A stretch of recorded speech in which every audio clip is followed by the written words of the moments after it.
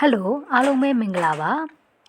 Win Education မှာကြိုဆိုပါရစေဒီနေ့မှာတော့စနစ်တစ်ပညာရေးရဲ့ Grade 7 English Unit 8ရဲ့ Lesson 2သင်ခန်းစာလေးကိုလေ့လာကြည့်ကြမှာဖြစ်ပါတယ်အတူတူလေ့လာကြည့်ကြမယ်နော်ကဲဒါဆိုရင်ဒီ Unit 2ရဲ့သူ့ရဲ့ခေါင်းစဉ်လေးက title လေးက Friends always have each other မိတ်ဆွေတွေကတဦးကိုတဦးအမြဲကူညီကြတယ်တဲ့ကဲသားတို့သမီးတို့ရောတငယ်ချင်းကိုယ့်ရဲ့မိတ်ဆွေတငယ်ချင်းတွေကနော်ကိုယ့်တငယ်ချင်းမိတ်ဆွေနဲ့ကိုနဲ့ပေါ့နော်တယောက်နဲ့တယောက်ကူညီရတာတွေပေါ့တယောက်လိုအပ်တဲ့အချိန်မှာတယောက်ကဖေးမပေးတယ်ကူညီပေးတယ်ပေါ့နော်ဒီလိုမျိုးလေးတွေရှိလားကြွကြည့်ကြပါအောင်နော်ဘာတွေရှိမလဲဆိုတာဟုတ်ပြီသားတို့တွေကတကယ်ကိုနော်ကောင်းမွန်စစ်မှန်တဲ့မိတ်ဆွေတွေပဲတယောက်ကိုတယောက်ကူညီပေးရဆိုတော့နော်ကဲဟုတ်ပြီဒါဆိုအဲ့ဒီဒီ title လေးရဲ့သင်ခန်းစာဒီ lesson လေးရဲ့အောက်မှာဘာတွေကိုလေ့လာရမှာလဲဆိုရင် identifying เนาะဖော်ထုတ်မယ်သတ်မှတ်မယ် sequential events in the story เนาะဒီ story ဆိုဇာတ်လမ်းထဲမှာသူ့ရဲ့ sequential ဆိုတာကအစီအစဉ်ကြပေါ့เนาะဒါဆိုအစီအစဉ်ကြတဲ့ဖြစ်ရပ်တွေကို events ဖြစ်ရပ်တွေကိုဖော်ထုတ်မယ်ဒါဆိုတကယ်လို့ဒီနေရာမှာပေါ့เนาะ linkချိတ်ဆက်ပြီးတော့ဆိုမယ်ဆိုရင်တော့ events in the story လို့ဖြစ်သွားမှာပေါ့နော်ဒီမှာလဲကြည့်အောင် character ဆိုတာရှေ့က lesson 1မှာတော့လည်းပဲဒီစကားလုံးလေးပါခဲ့တယ်တို့သမီးတို့မှတ်မိကြသေးလားဟုတ်တယ်ဇက်ကောင်တွေကိုပြောပါနော်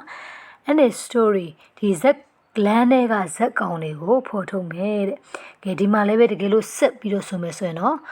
identifying characters in the story ပေါ့နော်ကဲကြည့်အောင် reading မှာ Exercise 1မှာ look at the picture and answer the questions နော်ပုံကိုကြည့်ပြီးတော့မေးခွန်းတွေကိုဖြေပါဒါဆိုတော့ပုံလေးကိုကြည့်မယ်ဆိုရင်ကဲဒီမှာလေ is number 1မှာWhat do you see in the picture ဒီပုံထဲမှာဗာမြင်လဲပြောကြည့်ပါဦးကဲကြည့်လိုက်ပုံထဲမှာလူနှစ်ယောက်တွေ့တယ်အဲ့လူနှစ်ယောက်ဘာလုပ်နေကြလဲဟုတ်တယ်တောင်ပေါ်ပေါ့နော်တောင်တစ်ခုတောင်ပေါ်တက်နေကြတာဒါဆိုတော့ two people who are climbing to the mountain ပေါ့နော်တောင်ပေါ်တက်နေတဲ့လူနှစ်ယောက်ကိုတွေ့ရတာပုံထဲမှာ What are they doing သူတို့ဘာလုပ်နေရလဲတောင်ပေါ်တက်နေပေါ့ they are climbing to the mountain ပေါ့နော်ဒီမှာ3မေးခွန်းက where do you think they are သူတို့ဘယ်နေရာမှာရှိတယ်လို့ထင်တယ်လဲတဲ့ဥပမာတောင်ထိပ်အနားမှာလားတောင်ရဲ့အလက်မှာလားပေါ့နော် near the top of the mountain မှာလားဒါမှမဟုတ်ရင် the middle of the mountain မှာလားပေါ့နော် the middle of the mountain တောင်ရဲ့အလယ်လောက်မှာလားဒါကိုရဲ့ထင်မြင်ချက်ကိုပြောလို့ရတယ်ကဲဟုတ်ပြီဒါဆိုတော့တားတို့သမီးတို့ရောပေါ့နော်ဒီကိုယ့်ရဲ့အနီးနားမှာရှိတဲ့ဟာကိုရှိတဲ့အတောင်ကိုတွားရောက်တက်ဖူးလားကိုယ့်ရဲ့တငယ်ချင်းတွေကိုယ့်ရဲ့ဆွေမျိုးတွေနဲ့ပေါ့နော်ပြောကြည့်ကြပါအောင်ဟုတ်ပြီဒါဆိုတော့ဒီလိုမျိုးပေါ့နော်တောင်တက်ခါမှာနော်ဒီပေါ့ရင်ဆိုင်ရတဲ့အန်ဒီရည်နဲ့ပတ်သက်ပြီးတော့အသုံးအနှုန်းလေးတွေကိုလေ့လာရမယ်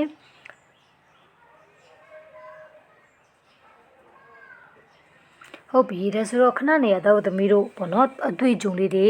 သွားဘူးတဲ့တောင်ပေါ်တက်ဖူးတဲ့သူတွေအတွေ့အကြုံလေးပြောသွားတယ်ပေါ့နော်ဒီတောင်ပေါ်တက်တဲ့ခါမှာချော်လဲတာမျိုးတွေဖြစ်နိုင်တယ်ပေါ့နော်နောက်ကတော့တိရစ္ဆာန်တွေနဲ့တွေ့ရမျိုးတွေဖြစ်နိုင်တယ်ဒါတို့သမီးတို့ဆွေးနွေးသွားတယ်အရန်ကိုကောင်းတယ်နော်ကဲဒီ text ထဲမှာပေးထားတဲ့အန်ဒီရည်တွေနဲ့ပတ်သက်ပြီးတော့ကြည့်ကြည့်အောင် Take the dangers climbers can face ဒါဆိုတော့ဒီမှာ face ကမျက်နှာမဟုတ်ဘူးဒီနေရာမှာ buff အနေနဲ့ဒီရှယ်ဖြစ်တဲ့အတွက်ရင်ဆိုင်ရတာเนาะဒါတို့သမီးတို့ဒါဆိုရင်တောင်တက်သမားတွေ climb ဆိုရင်တက်သည်တောင်ပေါ်တက်သည် climber ဆိုရင်တောင်ပေါ်တက်တဲ့သူတွေတောင်တက်သမားတွေ face နော် S တန်လေးနဲ့ဆုံးမယ် CE ဆိုတော့ဆိုတဲ့ S တန်လေးနဲ့ဆုံးမယ်ပေါ့နော်ဒီတောင်တသမားတွေရင်ဆိုင်ရတဲ့ dangers အန်ဒီရတွေကိုတဲ့အမှန်ချစ်ပါတဲ့ဒါဆိုရင်ဘာတွေရင်ဆိုင်ရမလဲပေါ့နော်ဒီမှာဒါလေးကိုအမှန်ချစ်လိုက်ချစ်ပေးမယ်ကဲဒီမှာဖတ်ကြည့်အောင်နော် getting lost in the snow နင်းထဲမှာလမ်းပြောက်တာပေါ့နော် food poisoning ဆိုတော့အစာအဆိပ်တင်တာ wild animals တော်ရင်တိရစ္ဆာန်တွေပေါ့နော်ဒါမျိုးတွေနဲ့တွေ့ကြုံရတာ extreme weather ရာသီဥတုလွင်ခဲ့တာပေါ့နော်ရာသီဥတုလွင်ခဲ့တာဒါဆိုတော့ကိုယ့်ရဲ့ဒီမြေပြင်နဲ့တောင်ပေါ်နဲ့မတူတဲ့ရာသီဥတုတွေပေါ့နော်လွင်ခဲ့တဲ့ရာသီဥတုတွေပြီးတော့ getting seasick လှိုင်းမူးတာနော် seasick lack ဆိုတာကကြောက်ကင်းမဲ့တာမရှိတာ lack of oxygen ပြတ်တောက်တာ drowning ရေနစ်တာ getting sunburnt နေဘူးလောင်တာပေါ့နော်နေဘူးလောင်တာ slipping and falling ဘာလို့လဲလဲချော်ပြီးတော့ပြုတ်ကြတာကဲတော့သမီးတို့အရင်ဆုံးပေါ့နော်အဖွဲ့လိုက်အုပ်စုလိုက်တိုင်ပင်ပြီးတော့ဒီပေးထားတဲ့ထဲမှာတောင်တက်သမားတွေရင်ဆိုင်ရတဲ့အန်ဒီတွေကဘယ်ဟာဖြစ်မလဲဆိုတာကိုအုပ်စုလိုက်စဉ်းစားကြမယ်အမှန်ချစ်လေးပြုလုပ်ထားမယ်နော်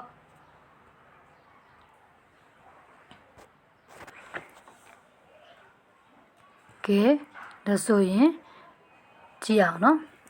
ကဲ getting lost in the snow ဒီနင်းနဲ့မှာလမ်းပြောက်တာဒါလည်းပဲအရင်ဆိုင်ရမယ့်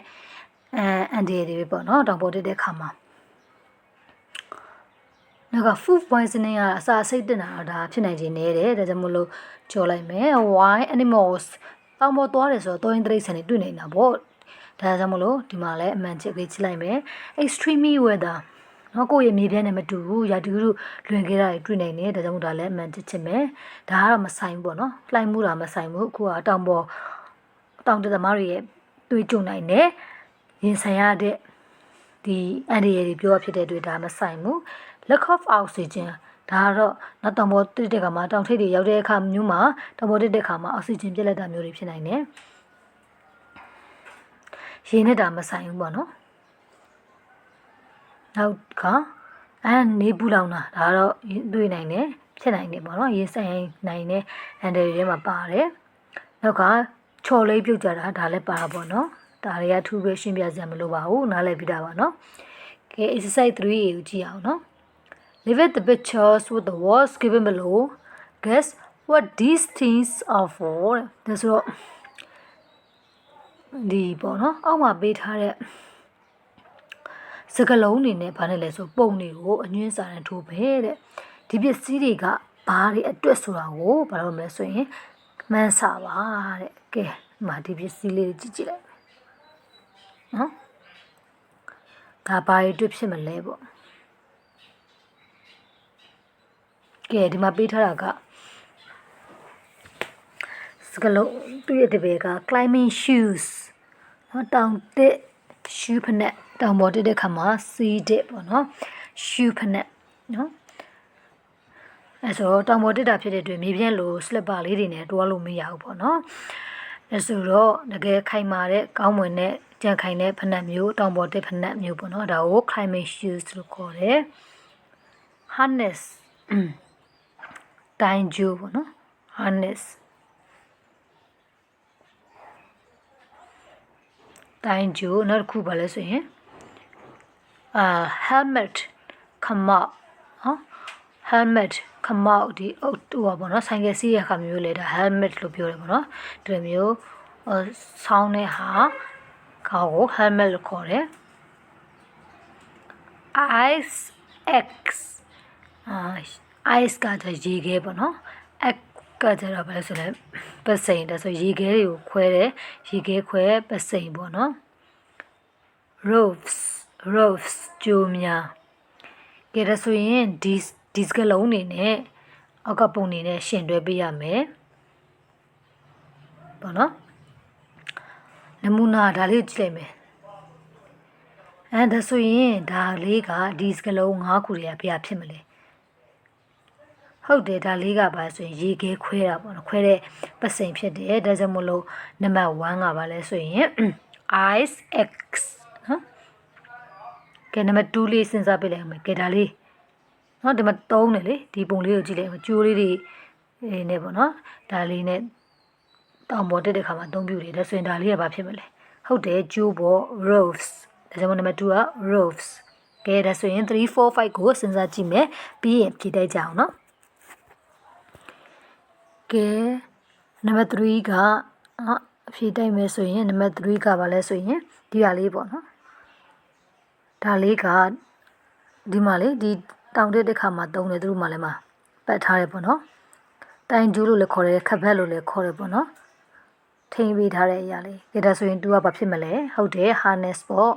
နော်တိုင်ကျူးပေါ့နော်ခက်ဘက်ပေါ့ခနာကိုဒီမှာဒီပုံလေးမှာသူတို့လည်းတက်ဆင်ထားဝတ်ထားရပေါ့နော်ကဲနံပါတ်4ကဒါလေးရောဟုတ်တယ် helmet နော်အုတ်ထုပ်ပေါ့နော်ခမောက်ဆိုတာထဲအုတ်ထုပ်လို့ပြောရဖို့ကောင်းမယ်တဲ့ပေါ့နော်အုတ်ထုပ်ပေါ့ဆိုင်ကစီးရဲ့ခါမှာလဲ helmet ကိုသုံးနေပေါ့နော်ဆိုင်ကစီးအုတ်ထုပ်ပေါ့သူကနံပါတ်5ကဒါလေးကကြတော့ဟုတ်တယ်သူကဘာလဲဆိုရင် climbing shoes တောင်တက်တဲ့နေရာမှာသုံးနေဟာဒီဒါဆိုရင်ဒီတစ်ခုချင်းစီသိသွားပြီဆိုရင်ဒီပုံတွေကဘာအတွက်သုံးတာလဲဆိုတော့ခံမှန်းကြည့်အောင်ကဲဒီဟာလေးကပေါ့နော်ရေခဲခွဲတဲ့ပစိန်ပေါ့နော်တူလို့လည်းပြောပေါ့နော်ရေခဲခွဲတဲ့ဒီပစိန်ကဘာအတွက်သုံးတာဖြစ်မလဲဆွေးနွေးကြည့်အောင်ပေါ့နော်အကုန်လုံးဟုတ်တယ်ဒီပေါ့နော်ရေခဲပြင်းနေဓာတ်ပုံနေပေါ်တက်တဲ့အခါမှာ तू ကသုံးတယ်ပေါ့နော်လဲကြတဲ့ဟုတ်တယ်လဲကြမှုကိုလည်း तू ကကာကွယ်ပေးတယ်ပြီးတော့ဟုတ်တယ်ဒီလမ်းဖောက်တဲ့နေရာတွေမှာလည်း तू ကအသုံးဝင်တယ်ပေါ့နော်ကဲနောက်ခုကြည်ကျိုးလေးရောဒီမှာပေါ့နော်ဒီမှာဆိုလဲကျိုးလေးတွေသူတို့ဒီထိန်းထားတဲ့ခန္ဓာကိုယ်ထိန်းတဲ့ဒီ harness cover ကိုပတ်ပြီးတော့မှကျိုးနဲ့ပေါ့နော်ဒါဆိုကျိုးကဘာအတွက်သုံးမလဲဟုတ်တယ်တနေရာနဲ့တနေရာဂူတန်တဲ့အခါပစ္စည်းတွေတည်တဲ့အခါကိုယ့်ရဲ့လုံခြုံရေးကိုတကောပါဆိုရင်အထောက်အကူပြုတယ်ပေါ့နော်ဒီ harness တိုင်းကျိုးလေးပေါ့နော်ခပတ်လေးရောဘာအတွက်သုံးတာဖြစ်မလဲဟုတ်တယ်လုံခြုံရေးအတွက်သူကအဓိကအသုံးပြုတယ်ပြီးတော့ဟုတ်တယ်တောင်တက်နေတဲ့အချိန်မှာလဲကြတာမျိုးမဖြစ်အောင်ပေါ့နော်သူကကာကွယ်ပေးတယ်နော်ကဲဒါဆိုရင်ဒီ helmet တောက်သမီးတို့ဆိုင်ကယ်စီးရင်ဆိုင်ကယ်စီးအုပ်ထုတ် helmet ဆောင်းတယ်ဘာလို့ဆောင်းတာလဲဟုတ်တယ်ဆိုင်ကယ်လဲတဲ့အခါမှာကိုယ့်ရဲ့ဦးခေါင်းကိုမထိခိုက်စေဘူးအဲ့လိုပဲအလားတူပဲဒီတောင်တက်သမားတွေကလည်းသူတို့တောင်တက်သမားတွေကလည်းပဲ helmet ကိုပေါ့နော်ဆောင်းကြတယ်ဘာလို့ဆောင်းတာလဲအမြင့်ကနေတခုပြုတ်ကြတဲ့အခါမှာကိုယ့်ရဲ့ဦးခေါင်းကိုမထိခိုက်စေဘူးပေါ့နော်လဲသွားတဲ့အခါမျိုးတွေမှာကိုယ့်ဦးခေါင်းကိုထိခိုက်မှုတွေမဖြစ်စေဘူးပေါ့နော်ကျန်တဲ့အကြောင်းပြချက်တွေလည်းအများကြီးရှိပါတယ်ကဲဒါကြောင့်မို့ဒါအတွက်သုံးတာပေါ့နော် climbing shoe ကဲဒါလေးကိုပြောကြဟုတ်တယ်တောင်ပေါ်တက်ရတာဖြစ်တယ်မြေပြဲလို့တမန်စလဲမဟုတ်ဘူးပေါ့နော်ဒါကြောင့်မလို့ခန္ဓာရှိတဲ့ကြက်ခိုင်မှုရှိတဲ့ဒီလိုမျိုး climbing shoe တွေကိုအသုံးပြုတယ်အဲ့ဒီအတွက်အသုံးပြုတယ်ပေါ့နော်ကဲဒါဆိုရင်သောသမီးတို့ကဒီတောင်တက်တဲ့ခါမှာဘာတွေသုံးတယ်လဲဘာတွေလိုအပ်တယ်လဲဒီတောင်တက်သမားတွေဟာတောင်ပေါ်တက်တဲ့ခါမှာဘာတွေကြုံတွေ့ရတယ်သူတို့ကြုံတွေ့အန်ဒီလည်းသိရှိရတယ်ပြီးတော့တောင်တက်သမားတွေသုံးတဲ့ပစ္စည်းကရိယာတွေကိုလည်းပဲသိသွားပြီဆိုပေါ့နော်ဒါဆိုရင်ဘာခေါ်လဲဆိုတာလည်းသိသွားပြီဖြစ်ပါတယ်ကဲဒါဆိုရင်နောက်တင်ခန်းစာကြမှာပြန်လည်ဆုံတွေ့ကြမယ်နော်အားလုံးရှင်လန်းချမ်းမြေ့ကြပါစေ